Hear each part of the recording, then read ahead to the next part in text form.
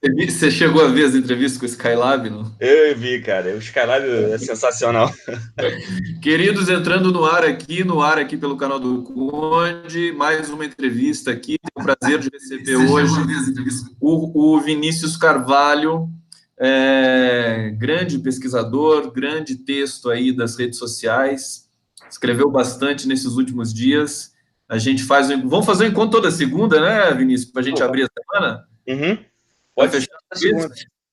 A gente deu uma corrida por aí, você viajou e tal, não sei o quê, eu também, mas aí retomando aqui a rotina, que eu Pois sempre é. vou falar com você e a gente vai falar os temas quentes hoje, né? Eu coloquei o título do nosso papo aqui, Vinícius, assim, ó, Neymar e MC Reaça, temas autoexplicativos. Mas a gente vai explicar um pouco também. Primeira coisa, Vinícius, saudações. Tudo bem com você? Tudo ótimo, tudo ótimo. Eu tava com saudade já de fazer essas lives aqui, né? Sempre é divertido e é sério ao mesmo tempo. Mas, como você disse, tive em São Paulo um tempo, fiquei uns dias aí, tava com muitas obrigações lá por causa do curso, mas agora já tô mais light de novo. Você foi para São Paulo para fazer curso ligado à sua pesquisa? São Paulo eu fui lá tirar um visto, aí acabou que eu visitei um monte de amigo, de parente, amigo lá, que eu já tenho aí, não via há muito tempo. Aí eu fiquei uma semana aí, mais ou menos. E aproveitei também a virada, né? Mas foi bem legal. A virada cultural? Isso. E você também foi no Festival Lula Livre ou nas manifestações do dia 30 lá em São Paulo, não? Eu peguei a manifestação do dia 16, foi aquela Dia 15. dia 15, isso, que foi gigantesco, etc. Eu, Aham. eu estava na casa da minha prima, ali próximo ali da Paulista, a gente subiu, e quando eu cheguei e vi aquele mar de gente assim, eu não acreditava, cara. E depois eu fiquei, tipo, assistindo na televisão, né, e vi que era nacional o lance, eu não tinha noção que ia ter aquela proporção toda. Nessa manifestação eu fui, não consegui no Lula Livre esse final de semana, até tentei arrumar uma carona, mas ninguém quis dar carona, sacanagem, muito em cima da hora. Aí não consegui, mas queria muito ter ido. Vinícius Carvalho, deixa eu só reapresentar você para o público que está chegando aqui no canal do Conde no YouTube. Vinícius Carvalho, pesquisador, pesquisa do departamento. Não é o departamento História do Tempo Presente? É o departamento? Departamento de História do Tempo Presente. Departamento não, a pós-graduação lá é dessa linha só, É História do Tempo dessa linha, né? É uma cadeira, né? uma E, cadeira. e, faz o mestrado lá na Federal não, na Universidade Estadual de Santa Catarina, em Estadual. Curitiba. Isso, Oi? O que você isso, vai na estadual. na estadual? Vinícius, vamos começar. Queria que você fizesse aí um balanço para a gente. Você está diretamente vivendo a rotina acadêmica, é um pesquisador, e eu queria que você falasse como é que você sentiu aí as manifestações, o 15M, o 30M, mesmo o Festival Lula Livre à distância, vendo aí pelas mídias digitais, como é que vamos começar pela coisa boa, depois a gente fala dos outros dois Assim, temas. Fala pra gente. é, eu assisti ontem o Festival Lula Livre pelo canal da TVT, né, online. E, cara, eu tava triste porque eu queria muito estar lá. Eu fui no do Rio ano passado, foi muito legal. A gente vai tentar fazer um festival desse aqui em Florianópolis também, já tivemos a deliberação, mas aí tem outras questões, como tem questões financeiras envolvidas que acabam pesando, etc. Mas eu gostei muito do festival ontem e a quantidade de gente que deu, a gente pode falar que foi como se fosse uma outra manifestação, porque certamente tinha mais gente lá, ali na Praça da República ontem em São Paulo, do que na manifestação do pró-Bolsonaro domingo passado. Eu achei curioso, achei engraçado quando eu vi essas manifestações estudantis aí, rolando, começando a rolar, né? Eu lembrei daquele bate-papo que a gente teve a primeira vez, e que você falou que o José Dirceu tinha dito que se alguma coisa de resistência contra o governo Bolsonaro viesse, provavelmente, e deveria até também vir dos estudantes. E eu tava um pouco, e eu concordei, só que eu tava um pouco incrédulo. Quando eu tava no meio daquilo, eu falei, cara, aquilo que o Dirceu falou e que o Conde falou estava certo mesmo, porque aquilo dali balançou mesmo o governo, de certa forma, né? Tanto que eles fizeram um chamado para que o povo fosse à rua, depois eles falaram que não era bem assim. Eles ficaram com muito medo. Eu até agradeci, ironicamente, aqui o Abraham Weintraub, porque o Abraham Weintraub ele foi justamente o estopim, né, porque O Ricardo Vélez jamais, acho que não ia conseguir, porque é tão apagado, tão anulado, que ele não ia conseguir provocar os estudantes. O Bolsonaro, por sua vez, está naquela bolha de Twitter dele lá. Mas o Weintraub chegou como carniceiro, né? E aí atiçou o Brasil inteiro. Eu achei excelente, foi excelente ele ser nomeado ministro.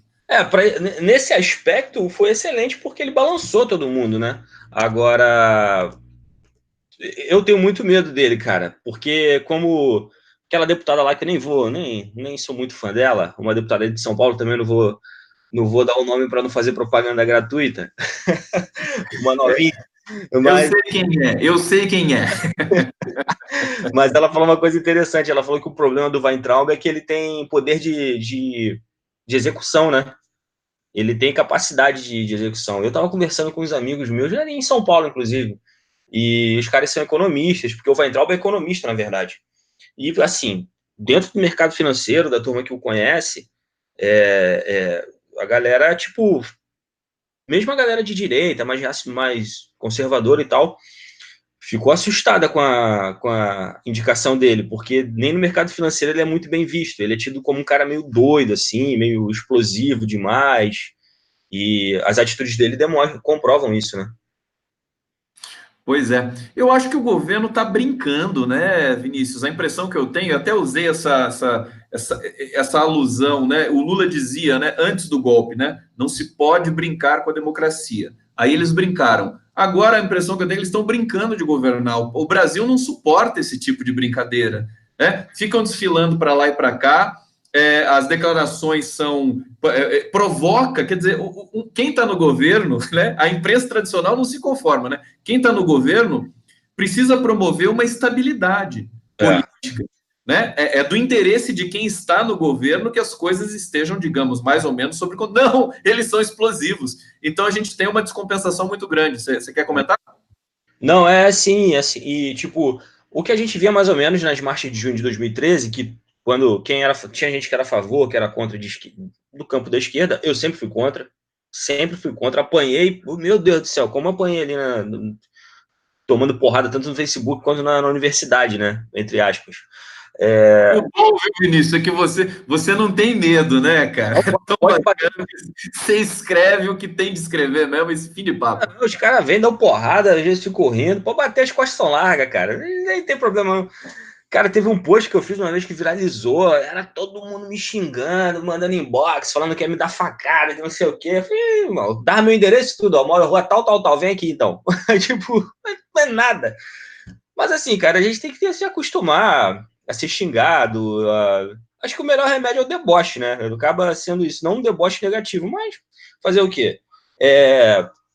Agora, no caso, em 2013, o que a gente falava muito, que a gente reclamava muito, é que aquele clima que estava sendo criado no país ia ser uma coisa ruim, isso afeta a estabilidade de qualquer governo e automaticamente qualquer economia.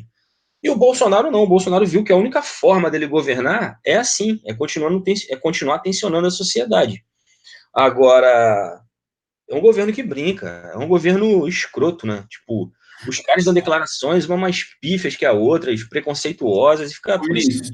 Deixa eu te falar, eu acho que as jornadas de 2013, você sabe que tem muita análise, muita pesquisa científica, acadêmica já sobre isso. Eu tratei disso muito com o Rogério Skylab. O Lula assistiu às nossas transmissões, em que o Skylab retoma aquele conceito do lulismo selvagem. Mas o Lula, na entrevista que ele deu para o Kennedy Alencar, se não me engano, ou para o Glenn Greenwald, agora não lembro mais para quem foi, eu acho que ele encerrou um pouco, né? O Lula é um grande analista também, né, de conjuntura. Ele resolveu a questão das jornadas de 2013, porque foram manifestações convocadas pela Rede Globo, e ele diz assim, a Rede Globo interrompeu a sua grade, interrompeu a novela, coisa que ela nunca fez, nem quando morreu o Roberto Marinho, ela interrompeu a grade. E na jornada, quer dizer, então fica evidente, né? Quer dizer, o poder da Rede Globo realmente incitou através de outras variáveis, mas essas jornadas que depois eles utilizaram para fustigar Dilma Rousseff, porque a Dilma Rousseff antes da jornada tinha 75% de aprovação, e depois da jornada despencou para 30 e poucos %, né? Devolvo para você e daqui a pouco eu faço uma rodada de leitura aqui do chat e a gente entra nos temas quentes aqui. Vai lá, querido Vinícius. Não, e assim, e o governo, ele parece que tá brincando mesmo, mas parece que ele joga a sobrevivência dele nisso, né? Ele joga muito a sobrevivência dele no em manter esse clima de crise permanente, porque eu acho que ali na cúpula do Bolsonaro, essa entrevista que ele tá dando, que ele tá chorando todo dia de noite, enfim, vai chorar na cantareira, não sei como é que tá de água lá, mas assim, tá falando que tá chorando todo dia. Isso ele meio que já tá sentindo, né? Já tá sentindo o que vai acontecer com ele. Por quê? É, eu acho que depois da Previdência o mercado não segura mais o Bolsonaro, porque ele não tem condições nenhuma assim, de ser presidente. Ele não agrada, ele não consegue agradar a direita, ele não consegue atrair investimento, ele não consegue agradar o mercado. E ele é o cara do mercado, teoricamente. Entendeu? Só que ele, ao mesmo tempo, ele atrapalha, porque esse tipo de declaração, o cara não consegue ser recebido nos Estados Unidos. Cara, os Estados Unidos é o país que mais deveria receber o Bolsonaro, entendeu? Depois de Israel. O cara não consegue ser recebido lá como chefe de Estado, basicamente ou praticamente. O Trump tem vergonha de tirar foto com ele. Então, assim, como é que vai se sustentar um cara desse? Não tem como. Agora, me parece muito, e aí você sabe também que eu não sou uma pessoa muito romântica em relação eu não tenho esse ufanismo ao povo brasileiro, que achar que isso aqui é a melhor coisa, nós temos o melhor povo do mundo. Eu vejo de uma forma mais cuidadosa em relação a Mais isso. ponderada, mas não é que nem.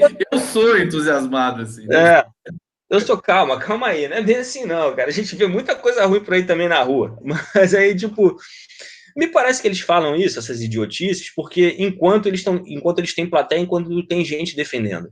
Porque parece que qualquer coisa a mais estúpida do mundo que o Bolsonaro fale, ele vai encontrar gente defendendo. E, tipo, às vezes a gente está numa bolha de esquerda, que eu gosto, eu adoro viver na minha bolha. Se eu pudesse, eu não olhava para os cornos de nenhum bolsominion, nem para dar bom dia no ponto de ônibus. Mas, assim, eu tenho alguns grupos aqui de WhatsApp, a gente convive, vai para boteco e tal, que tem muita gente que é mais povão, assim, por assim dizer, né? Mais dentro do senso comum. E eu ainda vejo essa turma defendendo o Bolsonaro de forma categórica, entendeu? Sim, Eu não acho tem essa percepção. Eu confesso que eu me baseio muito nas pesquisas que vão saindo, que acusam a queda de popularidade, vejo um pouco o medo, né, dessas pessoas que se auto-intitulam bolsonaristas, que não sabem nem muito bem o que na verdade são. Eu vejo um refluxo muito forte. Deixa eu ler aqui, Uhum. vou saudar aqui alguns dos nossos internautas. Janete Ferraz, Marcos Santos, Suplicy pulando Lula livre foi sensacional. Antônio Nobre, boa tarde, Conde. Tânia Nadais, boa tarde, Conde Vinícius. Vanderlete Félix Cordeiro, boa tarde, Conde companheirada. Deixa eu ver aqui mais muitos corações para nós aqui, viu, Vinícius? Antônio Nobre, Cáceres, Mato Grosso presente. Que legal, tem uma universidade muito boa em Cáceres, tem um curso de linguística lá que é sensacional. Vamos lá, daqui a pouco eu leio mais um pouco. Vinícius, vamos falar, já que eu intitulei o nosso papo assim, e você escreveu muito sobre isso, sobre o Neymar e o MC Reaça. Antes de começar, eu queria dizer que, evidentemente, nós fazemos jus ao direito de que as pessoas se defendam, no caso do Neymar, né? Sim, claro. Pode se defender na justiça e tudo mais, mas, enfim, a vida pública tem um preço, né? Tem um preço que a gente também precisa ponderar. Se a gente que enxerga o Facebook toma porrada, então Vamos falar do Neymar primeiro, né? vamos. Queria ouvir você. Eu gostei muito do que você escreveu ali e tal, e eu tenho um pouco de pena do Neymar, quer dizer, um cara que é tutelado pelo pai até hoje. Como é que um cara desse vai criar caráter, né? Fala pra gente.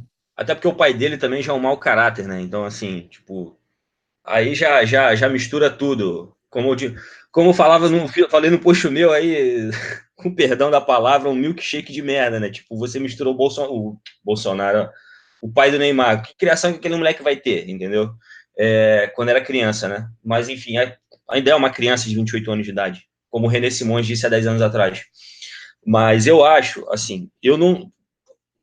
As pessoas às vezes interpretam as coisas erradas. Tem gente lendo ali alguns posts meus e tá achando que eu tô torcendo para que ele seja condenado.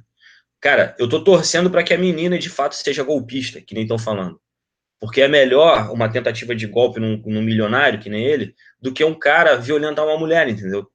Eu espero que ele esteja falando a verdade, ela mentindo.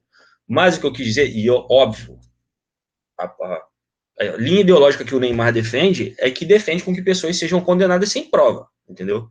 Que é a linha da direita, que ele é um reaça. Fica fazendo videozinho, livezinho com aquele outro babaca lá, aquele surfista, o Gabriel Medina, junto com mandando alôzinho pro Bolsonaro e pro Benjamin Netanyahu, entendeu? Então isso dá para ver o tipo de caráter dessa molecada, que é o pior possível. O Neymar é praticamente um ser humano sem qualidade se ele não soubesse chutar bola. Agora, sim, eu acho que o cara tem o direito de se defender, sim, de tentar comprovar a inocência dele, ou não, ou quem tem que comprovar a culpa dele é quem acusa.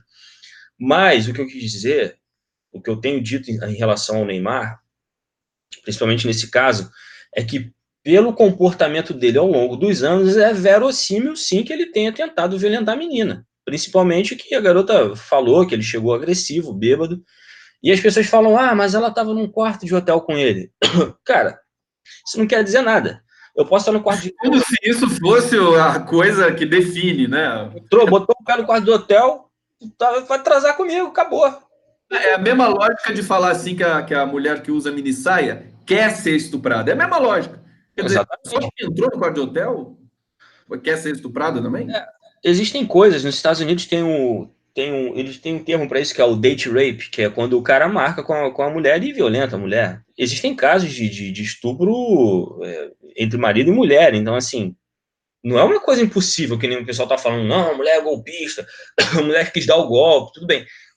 Ainda se ela quisesse ter dado o golpe, e mesmo se ela estivesse tentando dar o golpe, o Neymar violentasse ela, ainda assim estaria errado, Então, entendeu? deixa eu só fazer um comentário com você aqui, porque eu acho esse assunto extremamente importante, porque ele revela o machismo da sociedade brasileira e a extrema misoginia na própria linguagem, nos próprios pressupostos da imprensa tradicional, que trata a mulher como se fosse um objeto sempre, né? Tem de pedir licença para tudo.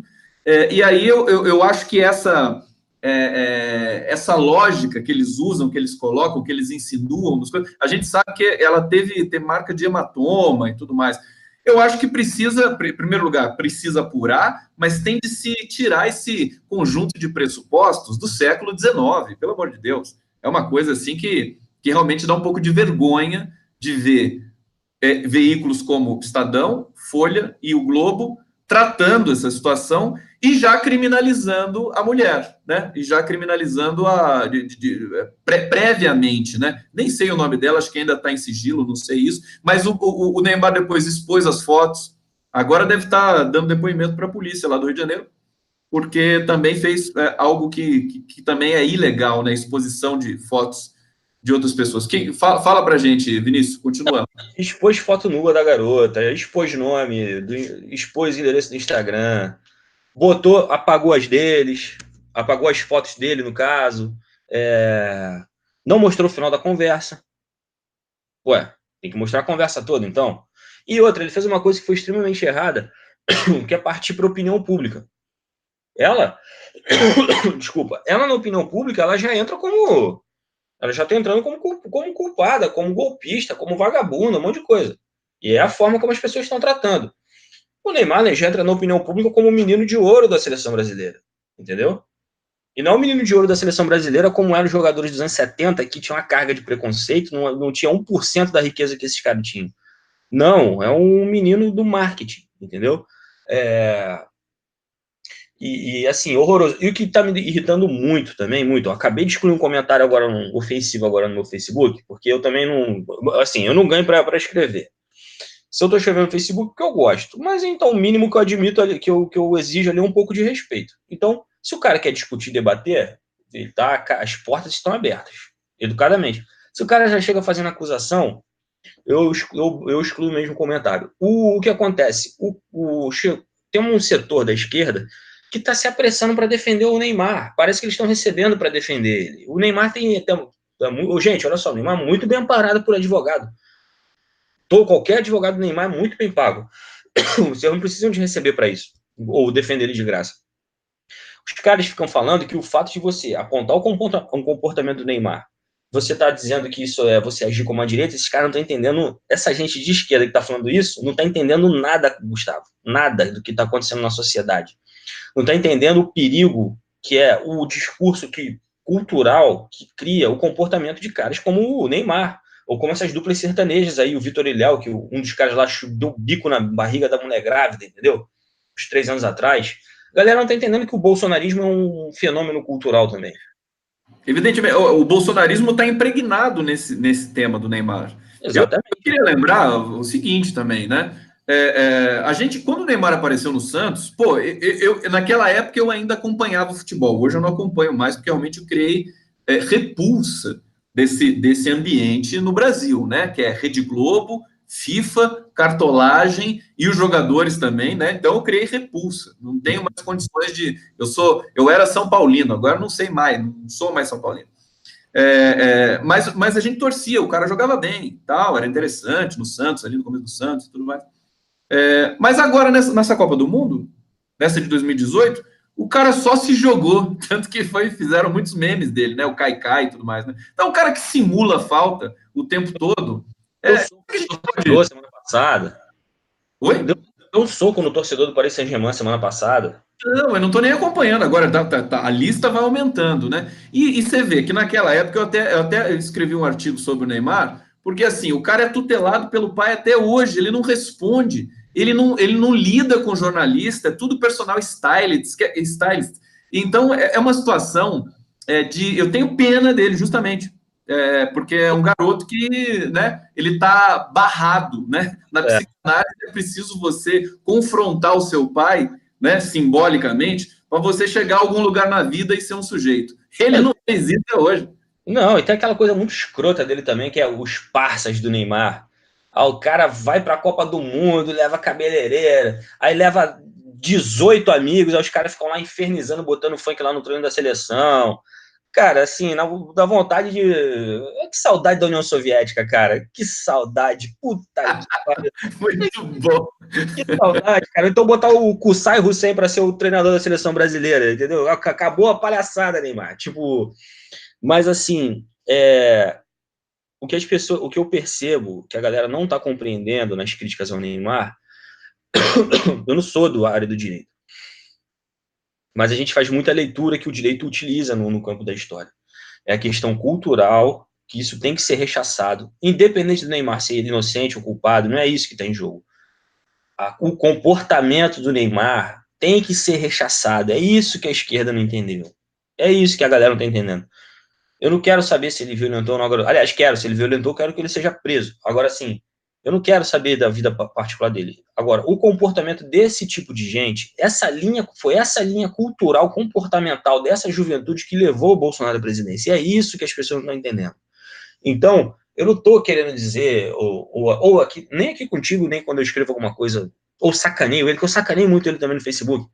Eu não estou querendo dizer que eu tô pré-julgando ele, que eu tô falando que ele é culpado, já não é isso. É que é o seguinte, é verossímil que ele possa ter tentado, sim, violentar uma garota. Porque o comportamento dele e da geração dele, principalmente essa molecadinha em reaça, é isso que leva, é isso que eles fazem, é isso que eles defendem. Os caras elegeram o Bolsonaro achando contra a Lei Maria da Penha, chamando mulher de mimizenta. Então eu não vou achar que um cara desse não pode violentar uma mulher. Entendeu? Realmente é uma situação. Acho interessante você dizer que você tem um segmento dentro da esquerda que se antecipa e já sai em defesa, que daí entra, né, um pouco naquele universo de lacração e contra-lacração, né? As pessoas querem se antecipar a certos movimentos. Eu concordo com você, eu acho que a esquerda, num certo sentido, muito boazinha demais, né? Quer parecer civilizada demais. E eu acho que é isso que levou ao golpe, né? De não defender com unhas e dentes, vamos dizer assim, o mandato legítimo da Dilma Rousseff. Deixa eu ler alguns comentários aqui do nosso chat, o pessoal falando aqui da manifestação, 50 mil pessoas no Festival Lula Livre. Informação que eu tenho que foram 80 mil, viu? Marisete Ferreira, lá na Praça da República. Deixa eu ler mais alguma coisa aqui. Maria Luísa de Moraes pedindo Lula Livre.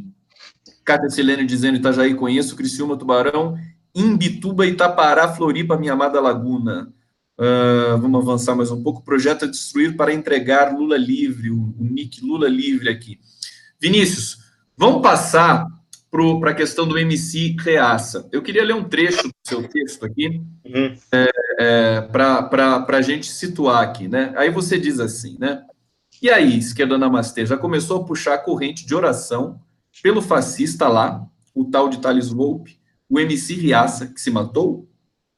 Aí você abre aspas e diz: dou para CUT pão com mortadela e para as feministas dou ração numa tigela. As minas de esquerda têm mais pelos que cadela. Pega o Paulo Freire e manda para a estratosfera. Vamos distribuir livro do Olavo para a galera. Então, a esquerda está com pena. O sujeito, eu acho assim, ele passou desta para melhor ou pior, não sei dizer. Pior, com certeza, né? Pior. Esse mas ele cantou que papai do chão carregue, mas assim, sem querer, não é, a gente não comemora, mas assim, já teve gente me xingando ali.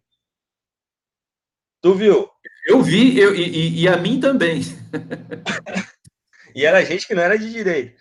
É óbvio que a gente personaliza às vezes o discurso da esquerda, mas é que tem um setor da esquerda que, como você falou, que quer combater a lacração com contra-lacração. Só que a gente não está lacrando aqui.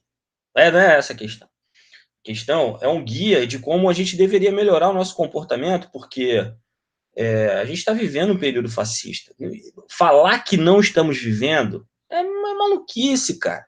Pô, tem índio morrendo lá no Xingu sem médico, cara. Entendeu? Tipo, os caras não. Assim, o discurso de violência deles está impregnado em todas as camadas da sociedade. Então, ficar diminuindo o risco é uma besteira. Então, assim, aí uma amiga minha reclamou comigo esses dias, pô, Mato, é política 24 horas por dia. Eu falei, é política 24 horas por dia, é ficar vigilante 24 horas por dia até esse cara sair do governo. É isso. Entendeu? Olha, eu ia dizer o seguinte: você falou das crianças indígenas lá no Xingu, que terminou o programa Mais Médicos, quer dizer, não terminou oficialmente, mas o Bolsonaro, por motivos ideológicos, né, fez com que todos os cubanos saíssem, eram os cubanos que atendiam lá o Xingu, o Alto Xingu. 3 crianças morreram, e justamente por uma desorganização ali do atendimento médico. E assim, e nós ficamos gastando energia em dizer que, puxa, o MC, olha só o nome do MC Reaça e tudo mais, que ainda tem um outro problema, espancou a mulher grávida. É pior. Então, você tem esse detalhe, e aí, eu acho que é importante a gente destacar isso aqui, vou pedir para todo mundo que está assistindo aqui, para fazerem as suas respectivas análises também aqui no chat, para passar as percepções sobre esse caso. O governo Bolsonaro, Vinícius, quando mataram lá no Rio de Janeiro com 80 tiros, o exército matou com 80 tiros, esqueci o nome dele, eu lembro do Marcelo, que era o catador, e agora me escapou aqui o nome daquele sujeito que foi, daqui a pouco eu busco aqui, se alguém lembrar, por favor, me fala, né? E o Moro diz assim, isso acontece. E o Bolsonaro também. Agora, quando morre MC Reaça, eles dão nota de pesar. Quer dizer, é o sinal, a senha para que se continue produzindo aberrações como o MC Reaça. O caso da morte desse rapaz aí é ainda pior, porque assim. Evaldo, eles falaram aqui. Obrigado. Porque é ainda pior pelo seguinte: primeiro, que a música dele é ruim, isso é imperdoável.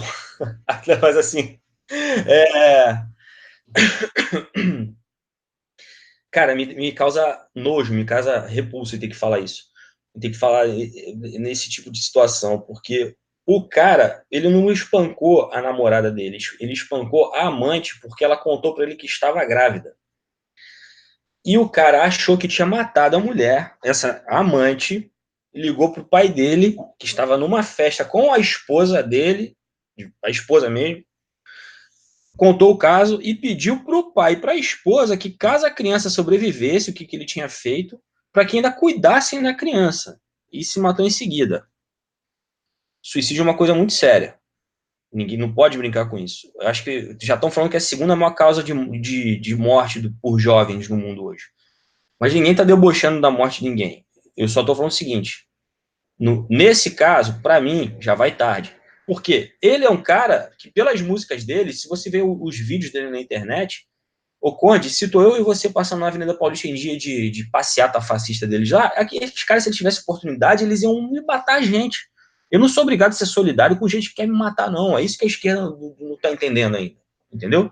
Esses caras, se eles tivessem a oportunidade, eles nos matariam. E se tivessem a oportunidade, se não nos matassem, e se a gente morresse de alguma forma, num assalto ou em qualquer coisa, eles espalhariam fake news a respeito da gente. Então, assim, nós não estamos espalhando fake news a respeito dele. Não estamos. Agora, ser solidário também, pera um pouquinho, não é por aí que funciona. A gente tem que aprender a ter um mínimo de brios, e a gente não vai deixar de ser um civilizado se a gente começar a ter um pouco de brios, entendeu? E de poder reagir e responder essa gente à altura. Eu acho que é isso que está faltando.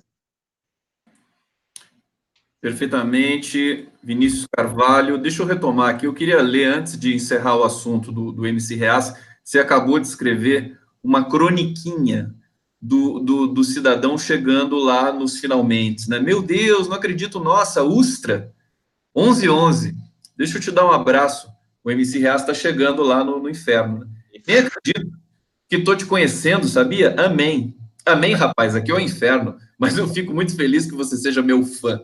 Tem vários outros por aqui. Qual é seu nome mesmo, hein, menino? MC Reaça. Você gosta de mim por quê? Ah, por tudo que você fez lá em cima. Deu choque nas genitálias da Dilma, deu soco na boca dela, também na câmara de tortura que a fez perder os dentes e ter descolamento das gengivas. Gostei do que você fez com a Melinha Teles também, violentou com mais de 24 homens e depois, por último, com cabo de vassoura.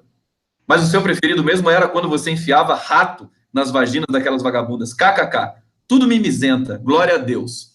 Olha só, eu vou deixar aqui, esse texto está no Facebook do Vinícius. Vinícius, eu achei sensacional, porque eu acho que é pedagógico, né? E é pedagógico e faz parte aí enfim, da crítica social, histórica que nós temos de produzir nesse momento, para não deixar a situação do Brasil, essa conjuntura tão infame, ficar... Eu acho que já está sendo feita essa historiografia do país. Fala para mim, como é que foi escrever essa crônica aí? Não, o que eu tive essa ideia? Porque as pessoas ficam provocando lá, me xingando, aí que eu tenho vontade mais de escrever, entendeu? Aí que aumenta a vontade de escrever. E o cara, assim, as pessoas não têm noção. O cara exaltava o Ustra.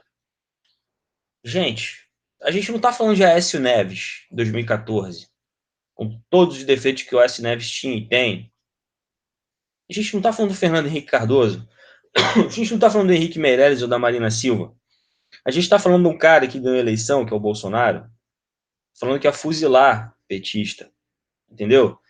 Exaltando o Ustra. Esse moleque que se matou, ele era fãzinho do Ustra também. O Ustra era um cara que fazia isso, enfiava rato em vagina de presa política, cabo de vassoura. Era um cara, o cara era besta fera, entendeu?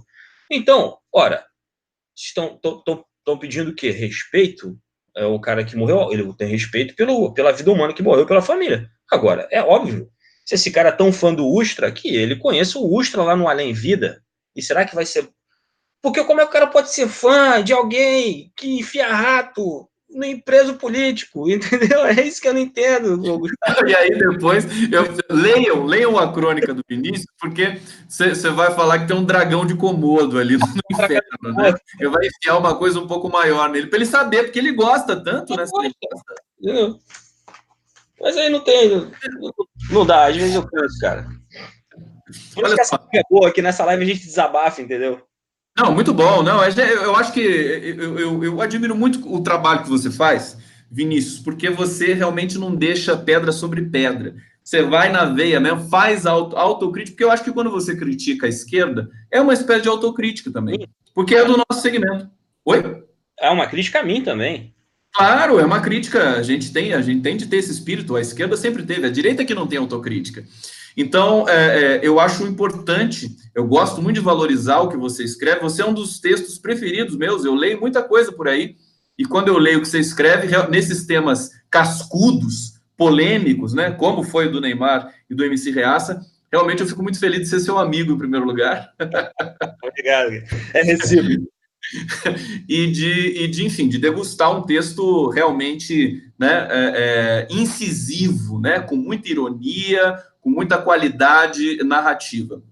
vamos amarrar essa situação toda aí do MC Reaça e do Neymar, só para a gente passar para outros temas aí e finalizar essa live com você. Eu acho assim importante discutir em função desse machismo que ainda graça na sociedade brasileira, inclusive entre as mulheres. Tem muita mulher dizendo que a menina é uma aproveitadora e tudo mais, né? Essa pessoa que está envolvida lá. Então, acho que é hora da gente justamente tentar entender, enfim, ambas as partes. Podemos entender também a parte do Neymar, mas nós temos também referências, né, e parâmetros de acordo com a biografia do Neymar. Sou negador de imposto, essa coisa toda, o pai conversando com o Bolsonaro, apologia a uma série de violências pelo mundo. Sabe o que eu pensei, ô Vinícius? O egípcio, o jogador do Liverpool, Salah, sabe? Salah ou Salah? Salah, né? O cara é sensacional. Ele teve... O meu filho que me disse isso, meu filho de 11 anos. E ainda bem que os ídolos do meu filho no futebol são caras como o Salah. A família dele foi assaltada. Você sabe dessa história? Não sei. A família dele foi assaltada. Ele levou o ladrão para casa dele, deu um emprego e uma casa para o ladrão. E falou assim, não, quero que você melhore sua vida e tudo mais. Olha só o nível. E ele ajuda escolas, crianças, tudo mais, de origem humilde também. Você vê que é uma diferença muito grande um jogador e outro, né?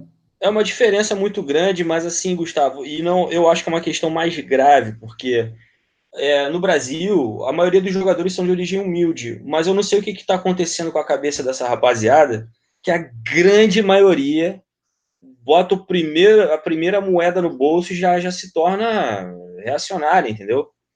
Você vê hoje a quantidade de jogadores e atletas brasileiros no geral que viraram apoiadores desse cara aí que está na presidência, é uma coisa que não está no gibi, assim. É assustador, porque são pessoas de origem humilde.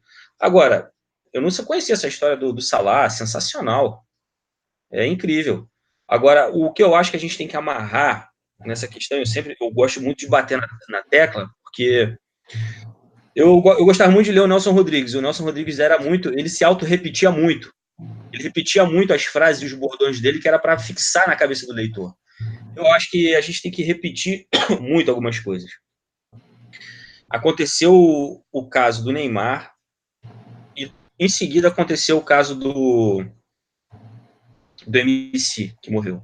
2 casos com mulheres envolvidas. É bom a gente lembrar que o Brasil tinha um número médio de feminicídio por ano, em decorrência dos 500 anos de país, 518 anos. Do dia 1º de janeiro de 2019 até hoje, dia 3 de junho de 2019, o número de feminicídio no país dobrou. O número, assim, então se isso não é uma nuance cultural, eu não sei mais o que é. E a permissividade que um cara como o Bolsonaro chegar ao poder deu para que homens se comportem de formas feminicidas, entendeu? Então é isso que tem que ficar, que a galera tem que pensar. Eu acho que você tem toda a razão. Acho que esse episódio... São 2 episódios de violência contra a mulher. O MC Reaça, esse relato aí da amante, nem sabia que era amante, não aprofundei a questão, só sei que tinha ali um histórico de espancamento, né? Seguido de suicídio, e do Neymar também. Então, é uma senha para que se continue tratando a mulher de maneira, violenta. Eu li um dado recente que o lugar em que a mulher tem mais risco de ser agredida, sabe onde é, Vinícius? Onde? Casa, dentro de casa. Não, isso é... Então, assim, é uma situação... De casa também, né? Diga, oi? Grande parte dos estupros ocorrem dentro de casa e por pessoas conhecidas. Exatamente, esse é o dado, né? É tio, é pai, é vizinho, é marido, às vezes pode ser até, porque a mulher, enfim, ela pode não estar a fim de transar naquele momento. Então, eu acho que essa discussão e esses 2 episódios deixam claro uma coisa muito séria, que daí eu vou devolver para você para comentar. Por que nós retrocedemos tão rapidamente, depois de avançar tanto com os governos Lula e Dilma?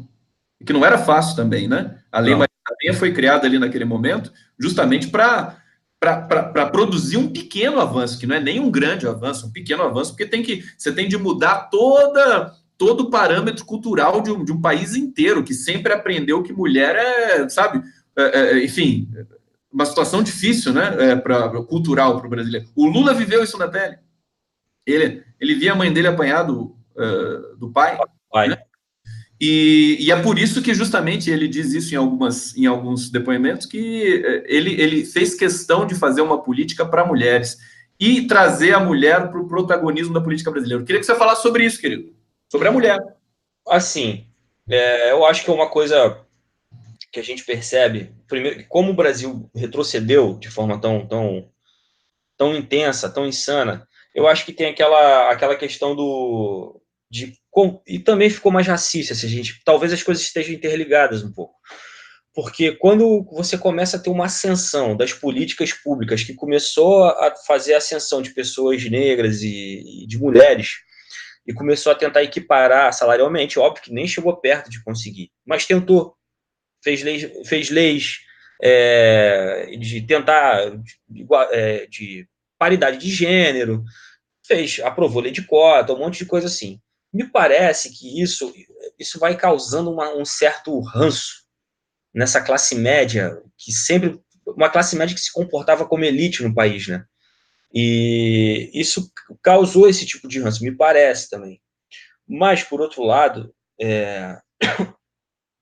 automaticamente, quando o homem ele passa a ver a mulher sendo independente, ganhando dinheiro, comprando carro por conta própria, casa por conta própria. Inclusive, tu falou aí do Lula, e muito bem lembrado, uma vez eu vi uma entrevista do Lula, entrevista não, foi a inauguração do Minha Casa Minha Vida, ele falando que eu não sabia, eu acho que só quem podia ganhar a chave, quando era Minha Casa Minha Vida popular, o homem nunca podia ganhar a chave da casa, era sempre a mulher ganhava, o Bolsa Família é a mesma coisa, era só a mulher que ganhava, porque a mulher tinha que gerir isso, gere isso melhor do que o homem, isso é um fato.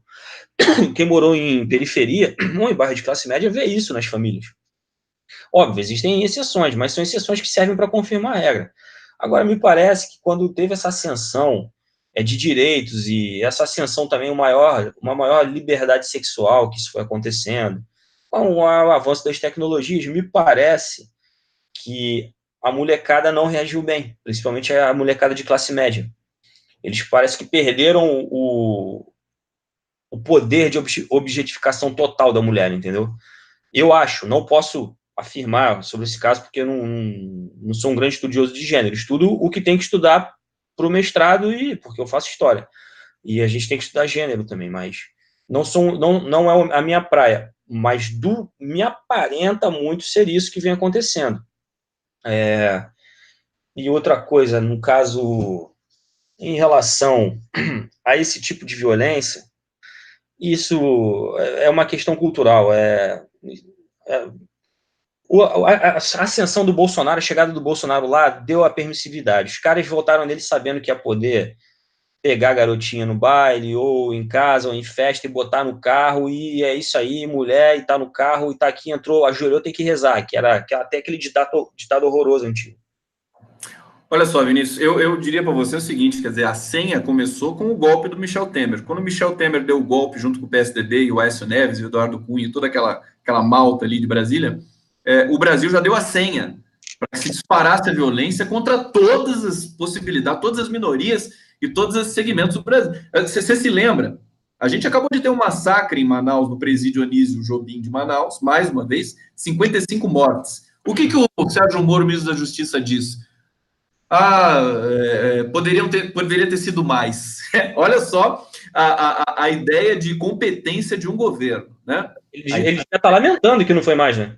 Está preocupado com o COAF e tudo mais, e o sistema carcerário mais sanguinário do mundo continua nessa situação. Bom, quando o Temer assumiu, enfim, deu o golpe, nós tivemos naquele Réveillon três massacres em 3 presídios. Morreram, se eu não me engano, mais de 120 presos naquele momento. Foi extremamente violento. As cabeças eram arrancadas e jogadas por cima da murada do presídio Rio Grande do Norte, Alcaçuz.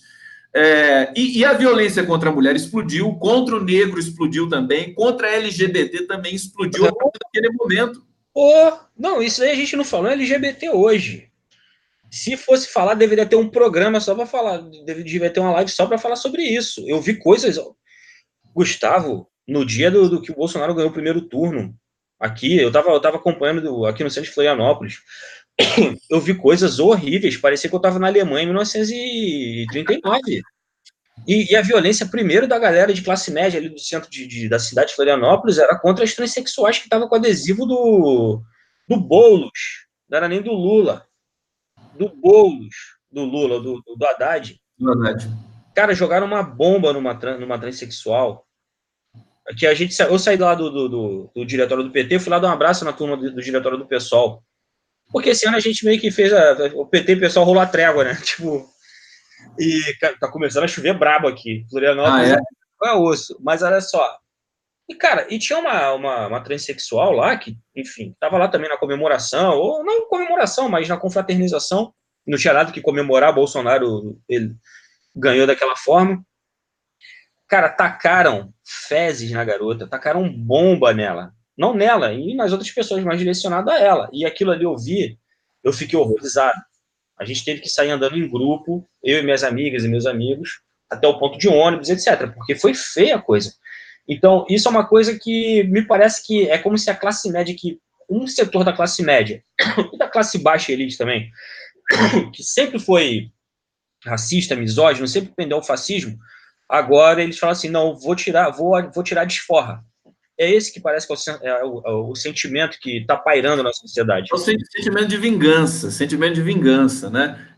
Que, na verdade, não objetivo, porque vai se vingar do quê? Vai se vingar de não ter conseguido ganhar a eleição a vida toda? Quer dizer, o fascismo brasileiro, pela primeira vez, ganhando uma eleição, aí quer se vingar de nunca ter existido na vida. Deixa eu comentar mais alguns aqui, trazer mais alguns comentários dos internautas, né? Kátia Silene dizendo, eu sempre tive curiosidade de saber como eram as torturas nos homens. Sabemos que as mulheres eram abusadas, estupradas, dilaceravam seios, usavam ratos, etc. E nos homens? Quer dizer, isso a questão da Cátia Silene é curiosa, porque você sabe, Vinícius, que teve uma matéria ontem na Folha de São Paulo, na página cultural, no caderno cultural, na Ilustríssima, né? Uhum.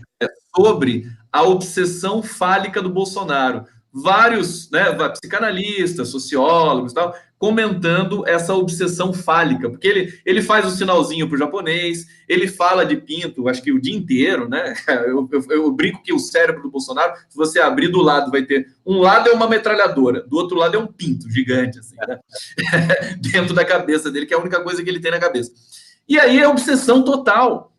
Até sobre. Você se lembra que ele queria fazer uma campanha para combater a amputação de pênis no Brasil? Olha, que parece que você tem 1.000 amputações por ano. É um problema de saúde pública, sem dúvida nenhuma, né? Por falta de higiene. E ele encampou essa. Não, tudo bem. O Brasil é complexo, tem muitas coisas, mas a obsessão chama a atenção, né, Vinícius? Não, a obsessão dela é uma coisa incrível. Mas, respondendo a Kátia Silene, foi muito bom ela ter colocado isso. Porque me parece que a heteronormatividade dentro da direita, dentro da cabeça masculina, é uma coisa muito forte. E nossa também, às vezes. A heteronormatividade, a masculinização, os símbolos fálicos. Então, a gente fala muito em tortura contra mulheres. Estou com uma tosse horrível, desculpa, gente. Mas, assim, de certa forma, as torturas masculinas também apelavam para esse tipo de situação. Porque o torturador, a psique do torturador, ele parecia que quando ele violentava sexualmente a mulher, e não violentar só sexualmente que ele ia estuprando ali. Não, porque pegou um cabo de vassoura e enfiou alguma coisa, não deixa de ser estupro. Era uma relação de submissão total dela para com ele. Me parece que na psique deles tem isso. Ao homem, que eles também enfiavam cabo de vassoura, cacetete no ânus dos presos políticos, dos torturados, aí era uma relação de humilhação. Como se o cara introduziu alguma coisa no ânus dele, se o cara gostar, enfim, como se isso fosse humilhante, entendeu? Óbvio, a questão de causar dor, mas parece que para o homem tinha relação de humilhação e para a mulher tinha relação de submissão. Mas o que é curioso saber é que eles sempre foram surtados nesse lance em símbolos fálicos. Isso é uma coisa dos militares brasileiros, e que o Bolsonaro talvez explique muita coisa, né? Eu não sei o que acontecia lá na AMAN, não, mas... Ô, Vinícius, deixa eu aproveitar. Eu quero agradecer o público que está acompanhando aqui, é um público muito bacana. O YouTube está meio estranho hoje, tá oscilando muito assim a notificação de público. Eu estou vendo que o público deve ser muito maior desse que está acusando aqui, mas pelo volume de comentários, o público realmente é muito grande, muito bacana, muito bom. Quero agradecer a todos aqui. Comentários muito legais também, que eu quero que depois você veja, porque eu estou monitorando, mas não dá para a gente ler todos, né? E eu quero lembrar uma notícia que ontem eu editei essa notícia, anteontem, para o site 247, que o presidente das Filipinas, que também é um fascista de extrema-direita, Duterte, ele admitiu, ele disse que foi gay e que agora hoje não é mais. Não sei se você viu isso, mas eu acho engraçado porque ele quis tripudiar com o adversário político dele. Ele falou assim, diferentemente do fulano de tal, eu superei esse momento. Então a gente vê que existe uma fixação sexista, fálica, que é deprimente, a gente sente pena, só que a gente sente pena, agora a gente também fica com medo, porque eles são muito violentos, e a gente tem esse histórico de Neymar, né, de gente que está aí produzindo violência contra a mulher, à torto e à direita. E aí eu vou... Deixa eu trazer mais uma questão aqui, ler alguns comentários para a gente fazer o bloco final. Olha só, o pessoal está curtindo muito o que você está falando. Vinícius pensa exatamente como você. Luciana de Oliveira, muito bacana que tem muitas mulheres aqui assistindo a gente. Rita de Cássia Luiz, dizendo aqui, Vinícius Carvalho. Didi perguntando, onde encontra o artigo? Que artigo? Eu não me lembro se a gente falou algum artigo aqui. Ricardo Juste Rodrigues dizendo isso mesmo, esses caras foram eleitos com base na violência e aniquilação da esquerda, não vamos tolerar mais. E aí eu pergunto para você, Vinícius Carvalho, para a gente fazer o fechamento aqui, o que precisa mais para o Poder Judiciário, para o Toffoli, para a Globo, para a imprensa, para os articulistas que ainda tem algum... A Miriam Leitão foi torturada também na ditadura, que tem algum resquício de humanidade, entenderem que esse governo é a senha para a morte, é um governo que defende a morte, e para que a gente vire essa página de uma vez. Hoje o Samuel Pinheiro Guimarães, ex-diplomata, está dizendo assim, Bolsonaro não vai passar de julho, e o vice, Mourão, talvez recaia sobre ele esse período que nós vamos ter de amargar mais uma vez a síndrome, né? O nosso problema de vice, né? O Brasil tem um problema, né? Tem mais vice-presidente que assumiu a presidência do que presidente que assumiu a presidência. Fala, Gabriel. Exatamente, assim, eu acho que a imprensa faz movimento calculado. Eu acho que eles têm segurança, eles moram em condomínio de luxo, principalmente a turma da Rede Globo lá do Rio de Janeiro. Não sei se você conhece a Zona Sul do Rio. A Zona Sul do Rio é um oásis aquilo. Se eu moro lá também, se bobear até eu ia ser reaça também. Sacanagem, né? Mas é muito fácil ficar fazendo análise tecnicista do governo Bolsonaro. Eu acho que eles estão preocupados com a reforma da Previdência, só. Então, se o Bolsonaro é fascista, eles pensam com a cabeça de planilha, de dinheiro. É isso que eles refletem, assim, eu acho. Porque eu acho que, por outro lado, também, a partir do momento que a reforma da Previdência, passando ou não, eles vão começar a fritar o Bolsonaro, cara. Porque eu acho que eles não vão aguentar mais muito tempo, não. O Bolsonaro é muito ruim para os negócios do Brasil. Daqui a pouco o dólar está em R$5. Não, o que está acontecendo agora que a gente vê nos dados econômicos é que assim, os investidores estão segurando o investimento, esperando passar o Bolsonaro para voltarem a colocar algum dinheiro no Brasil. Você vê que isso é exatamente o tema e o temor da elite financeira brasileira. Eles também estão querendo ver a cor do dinheiro e com o Bolsonaro não está dando mais. Vai lá. Mas eles apostaram tudo no Bolsonaro, né? E eu acho que deve ter investidor internacional falando assim, puta que pariu, por que a gente não bota o Lula de novo? Porque os caras ganhavam dinheiro pra caramba também, entendeu? Agora, eu acho que estão segurando, sim, dinheiro. Eu tava conversando com um amigo meu, que é, enfim, assessor de um senador. Tem um senador do MDB, lá em Brasília. E tava conversando com ele e falou, ô Vinícius, a gente tá conversando de madrugada. Falou, Vinícius, eu sei que tu gosta de fazer piadinha com o Bolsonaro, de faz arminha que passa, mas, cara, se tu tiver algum dinheirinho, tu guarda. Eu falei, por quê? Eu não vou falar o nome dele aqui, porque tem uns problemas aqui, enfim, de lance partidário com ele aqui. Eu falei, por quê? Ele falou o seguinte, mesmo que a reforma da Previdência passe, o que está sendo ventilado aqui nos corredores de Brasília, o que está sendo falado por investidores, por pessoas que têm ligação com o mercado financeiro, é que não vão investir no governo Bolsonaro. A galera não vai meter dinheiro no governo dele, porque o cara não tem poder de decisão e de ação. E é como você falou, estão esperando ele cair. Quem vai entrar, não sei. Agora, em relação à Globo, a galera que tem um mínimo de resquício de consciência, eu acho que eles não estão nem para isso não, Gustavo. Eles estão pensando na reforma da Previdência só. Por incrível que pareça, um cara que eu detesto, não vou falar que eu detestava, que eu ainda não gosto dele, que eu ainda não confio, que é o Reinaldo Azevedo, é o único que ainda dá porrada no Bolsonaro, dessa turma da direita. Entendeu? É o único que eu vejo dando a cara a tapa. De resto, tirando ele, não vejo mais ninguém. Agora, antes da gente terminar, eu só queria falar uma coisa que me incomodou muito. Não, antes de você falar, eu quero dizer o seguinte: agora a gente teve aqui um salto aqui na audiência. Vamos alugar um pouquinho mais, uns 10 minutos aí. Pode falar. Não, eu queria falar uma coisa que me incomodou muito essa semana. Eu não queria entrar nesse assunto. Não queria falar sobre ele, porque eu não quero arrumar inimizade com ninguém do nosso campo, do campo da esquerda. Mas quando a gente fala em machismo também, a gente tem que falar em machismo de pessoas que se dizem de esquerda. Isso é muito importante. Quero muito que você fale sobre isso. Então, teve aquela reunião dos policiais antifascistas lá no Nordeste. Eu acho que a Maria do Rosário participa. Não sei se participou dessa, mas ela participa em Brasília também. Ela participou dessa. Não sei se foi em Brasília, foi no Nordeste. E teve um candidato a presidente aí, lá de Sobral, que eu acho que todo mundo conhece, que eu acho engraçado como ele fala grosso com mulher, cara. Ele é machão, rapaz. Ele vai pra cima, bota dedo na cara, fica em pé, xinga, e abre a camisa, balança a barriga, entendeu? Ignorante, bota dedo na cara. Aí quando é pra falar com o Tasso Gereissati, com essa turma, ele... Meu estimado... Não, deixa eu te falar uma coisa. Sabe aquele programa da TV Cultura chamado Bajulações? Bajulações? Na verdade é provocações, mas é que eu chamo agora de bajulações porque o Marcelo Taz é um bajulador. Assiste para você ver o Ciro Gomes lá. A voz dele tá que nem a do Moro. A coisa assim. Não, você tem toda a razão.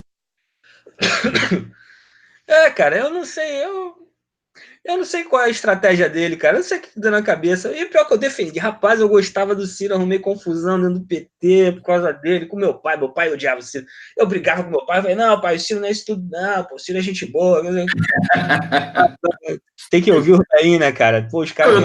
Eu também tinha simpatia pelo Ciro Gomes. Acho que todos nós do campo da esquerda, nós tínhamos uma simpatia até o Lula ser preso. Na verdade, acho que até a perseguição, até a Lava Jato recrudescer muito para cima do Lula. Eu acho, sabe o que eu, sinceramente, eu acho que o Ciro Gomes, ele tem medo de ser perseguido também. E para não ser perseguido, como ele conhece o Brasil, ele ataca o Lula. É uma espécie de salvo-conduto dele. Ele ataca o Lula e o PT. Porque ele, pessoal, Cid, a família, tudo mais, se alguém cismar, se um procurador cismar de realmente ver ali o que está acontecendo, aí vai ser aquela novela que a gente conhece, né? Que fizeram com o PT. Então, como ele não quer ser... Ele vai acusar sempre, sempre. É uma coisa impressionante. Não, eu acho que tem uma coisa mais grave, talvez. Eu acho que o Ciro tem certeza de que por ele ser ele é um filho da elite, ele é um filho da elite brasileira. Ele acha que ele é intocável, que não vão fazer nada com ele. Porque ele deve ter várias relações de amizade com a justiça do Ceará, enfim. Ele não é de origem humilde que tem o Lula, né? Não é origem humilde que tem o Lula. Mas a questão é que o Ciro, eu acho arriscado o jogo dele, de apelar para o moralismo de goela, que nem ele apela, é a frase dele. Eu acho arriscado o jogo dele, por quê? Porque quando o Ciro fala que a Glaze é chefe de quadrilha, que o Lula é isso, o Lula é enganador, etc., que o Lula tá preso, que não sei o quê, o Lula tá preso babaca, papapá, o que o Ciro não se atenta, e ele conhece o processo, é que é o seguinte, o Lula tá preso por domínio de fato. O que é o domínio de fato? O cara decidiram que queria prender o Lula e arrumaram alguma coisa. que nem tem crime. Ciro esquece que ele foi ministro da Integração Nacional, um que fez a maior obra do país, a maior obra do Brasil. Da história, né? Que foi a transposição. Se tu acha que se uma Lava Jato não quiser pegar alguma irregularidade ali em contrato, não vai pegar? Vai pegar. E se o domínio de fato é o seguinte, o Ciro Gomes sabe? Eu acho que não. Eu tenho certeza que não. Eu acho que ele é honesto mesmo. Ele é, como o Lula é. Entendeu? Agora, se quiserem botar ele por domínio de fato, pega uma irregularidade num contrato da transposição do Rio São Francisco e quiser amarrar o Ciro Gomes nisso, eles vão amarrar. É isso que ele não se toca, entendeu? Pois é, a situação realmente no Brasil complexa, várias, são muitas variáveis, né?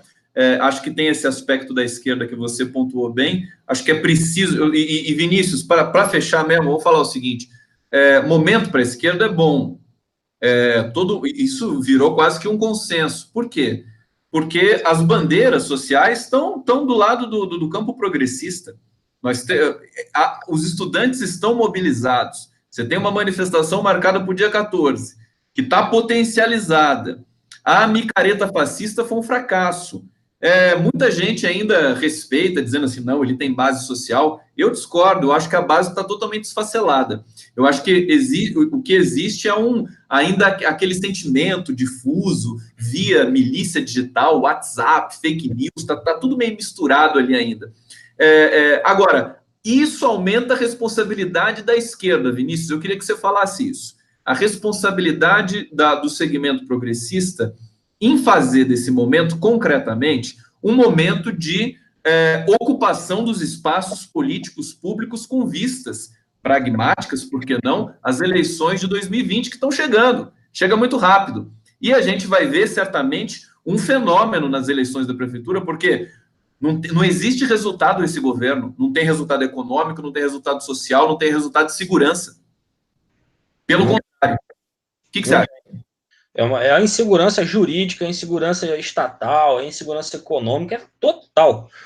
Eu acho que, assim, me parece que quando a gente pensa em responsabilidade na esquerda, a gente tem que voltar a gente sempre lembra do velhinho, do Lula, né, cara? Porque me parece que o cara mais preocupado mesmo em aglutinar a esquerda acaba sendo o Lula. O Lula tá preso, e preso, ele conversa com o Flávio Dino, chama o Lupe.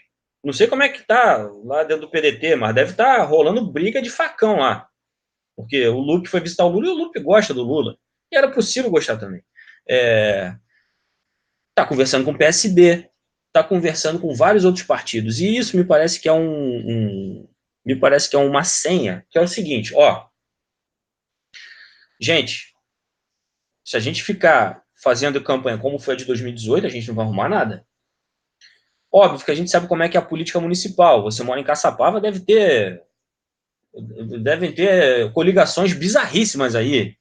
Aqui em Florianópolis, meu Deus do céu, aqui em Florianópolis é política de oligarquia ainda, cara. Isso aqui é família que ainda manda e desmanda no Estado. Mas assim,